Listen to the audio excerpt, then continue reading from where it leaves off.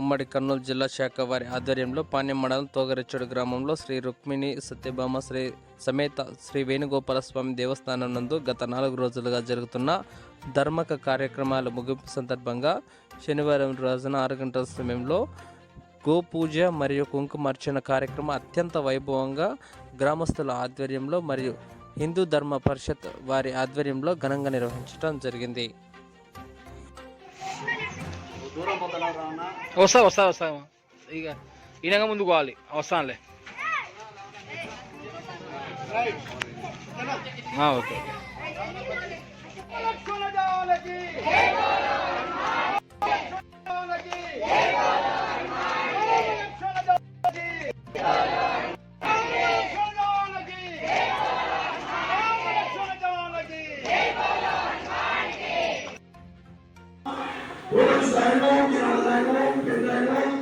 हरे नमः ओम श्री कृष्णाय नमः ओम श्री कृष्ण ब्रह्मणे नमः